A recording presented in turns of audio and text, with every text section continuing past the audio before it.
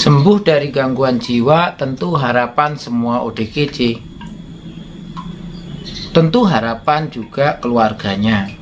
Tapi untuk bilang sembuh itu tentu harus tahu dulu bahwa seperti apa sih sebenarnya yang dimaksud kesembuhan pada pasien gangguan jiwa. Tentu berbeda dengan penyakit-penyakit lain. Ya. Nah, tentu sembuh pada gangguan jiwa ini ada beberapa kategori. Assalamualaikum warahmatullahi wabarakatuh. Ketemu lagi dengan Bang Jai di Yona Sehat Jiwa. Salam sehat jiwa. Kesempatan kali ini Bang Jai akan sedikit menjelaskan ya, membahas tentang kesembuhan pada pasien gangguan jiwa. Ya, supaya teman-teman juga paham bahwa apa sih yang dimaksud sembuh total itu. Apa yang dimaksud sembuh klinis dan sembuh sosial. Tapi sebelumnya yang belum subscribe silahkan subscribe ya, supaya channel ini berkembang. Nah, yang pertama tentu Bang Jai akan jelaskan sembuh total. Tentu sembuh total ini ya sembuh 100% ya, walaupun tanpa obat. Tapi apakah semua kasus gangguan jiwa akan bisa mencapai ini? Tentu tidak. Ya, hanya beberapa saja. Kayak misalnya yang kemarin sudah Bang Jai coba jelaskan, misalnya kayak psikotik akut, atau yang memang baru beberapa akhir-akhir ini saja dia mengalami gejala gangguan jiwa, ya, atau karena obat, ya. Nah, tentu kasus-kasus depresi kalau diobati dengan baik juga bisa saja menjadi sembuh total ya. Tapi pada kenyataannya selalu ada hambatan selama proses pengobatan. Karena tentu menjalani pengobatan selama 6 bulan itu juga nggak gampang ya. Kalaupun di rumah sakit kan hanya beberapa minggu ya, nggak sampai 6 bulan.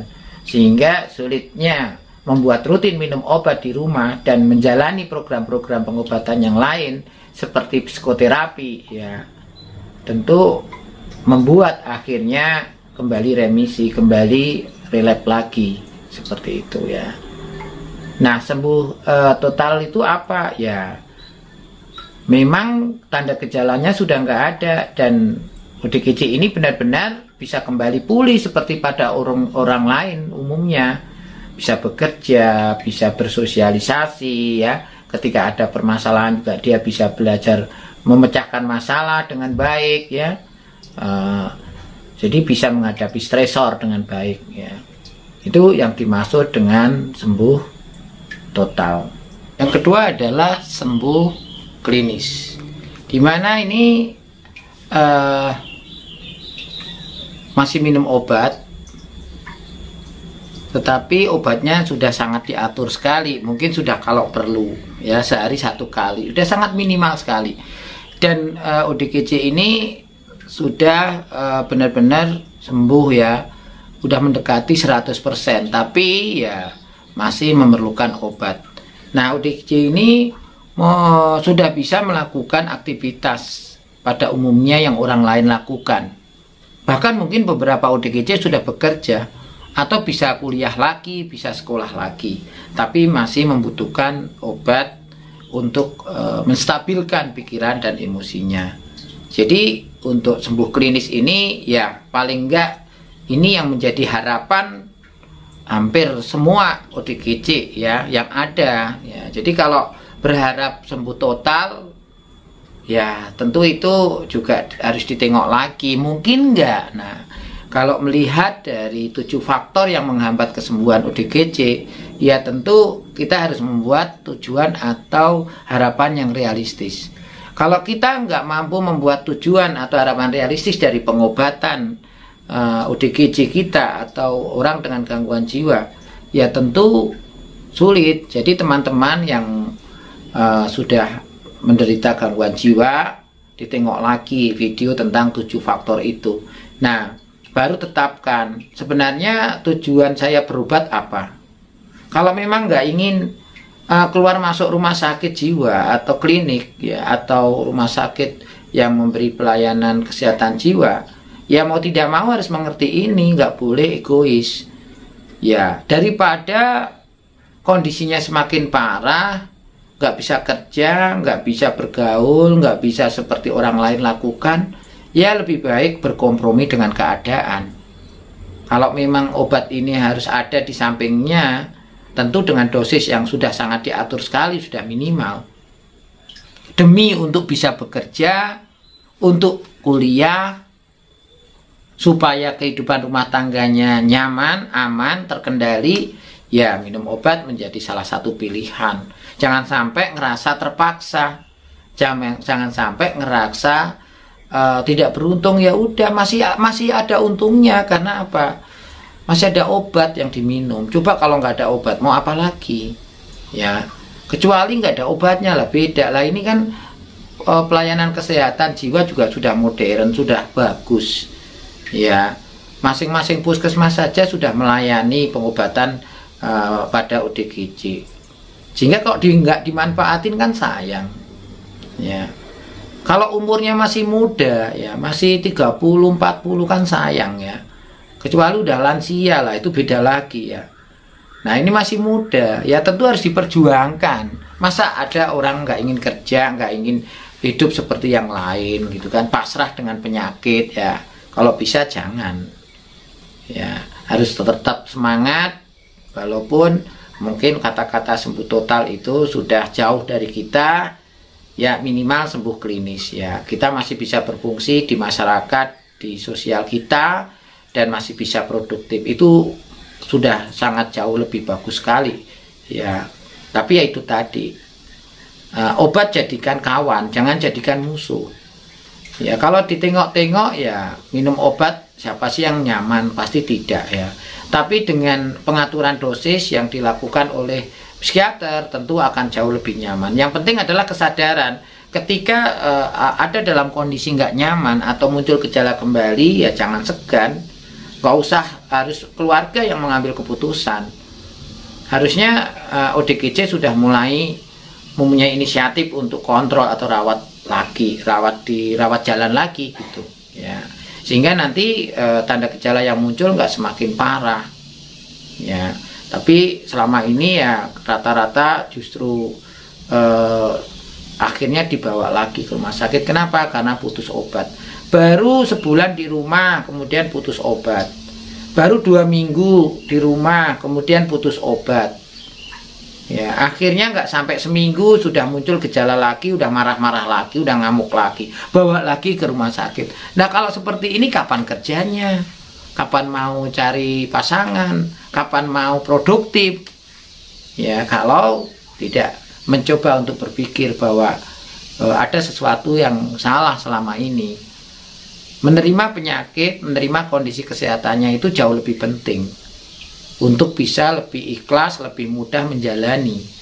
Ya, kalaupun misalnya tidak paham terkait apa yang terjadi pada dirinya, ya silahkan saja. Kalau punya fasilitas HP, ada kota, tengok Yunas ya Jiwa, pelajari pelan-pelan. Saya yakin akan membantu secara mandiri, menyadari bahwa dirinya telah mengalami masalah kesehatan jiwa dan harus berobat dan harus dipulihkan.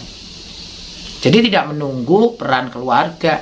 Syukur-syukur kalau keluarganya sangat support atau sangat membantu kesembuhan. Lah kalau tidak, karena sibuk semua atau karena memang tinggal sendirian, ya siapa yang akan membantu kalau nggak dirinya sendiri. Yang ketiga adalah sembuh sosial. Tentu ini adalah kita nggak bisa berpikir lagi bahwa pengobatannya akan minimal atau dosisnya akan sudah diatur.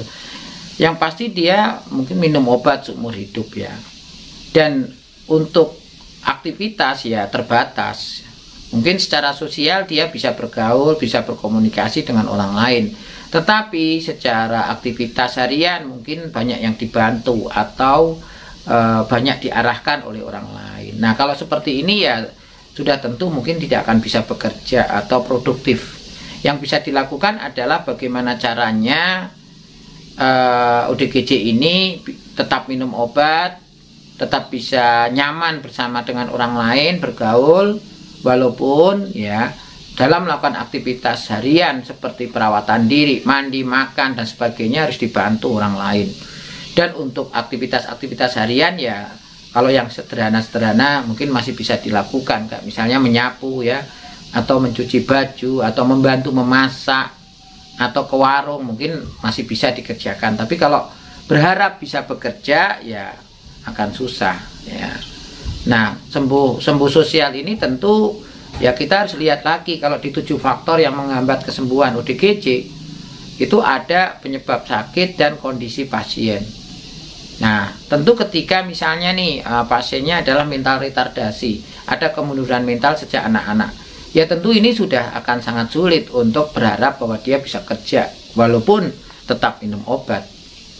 Ya. Tetapi kalau misalnya memang pendidikannya SMA, dia juga mempunyai kemampuan kognitif yang bagus, misalnya dia bisa konsentrasi, bisa fokus, mampu mengingat dengan baik, bisa mengambil keputusan, ya kemungkinan dilatih bekerja dan bekerja kembali bisa jadi terwujud ya. Tapi kalau secara intelektualnya juga sudah tidak nyambung ya nggak bisa. Yang penting adalah dia tidak anfal, tidak kambuh, tidak membahayakan dirinya, orang lain, dan lingkungan. Artinya mungkin masih ada kesulitan melakukan aktivitas harian, tetapi secara klinis tanda gejalanya sudah minimal dan tidak membahayakan dirinya, orang lain, dan lingkungan dengan obat yang diberikan oleh psikiater atau dokter ya. Itu kira-kira yang bisa saya sampaikan terkait kesembuhan. Semoga memberi gambaran bagi teman-teman semua, baik ODGJ maupun keluarganya atau masyarakat awam. Jadi dengan pengobatan yang baik ya tentu akan ada hasilnya. Ya tentu ini butuh juga dukungan dari masyarakat ya. Jangan gara-gara sudah gangguan jiwa malah distigma, diasingkan ya, jangan ya. Mari kita hargai, kita perlakukan dengan manusiawi orang dengan gangguan jiwa. Siapa sih yang mau menderita gangguan jiwa? Nggak mau ya. Kalau masyarakat ditawarin pun saya yakin nggak mau ya. Makanya perlakukan dengan baik, fasilitasi mereka untuk bergaul, untuk berkegiatan ya. Jangan justru dihina ya. Itu saja pesan Bang Jay. Wassalamualaikum warahmatullahi wabarakatuh. Sampai jumpa lagi.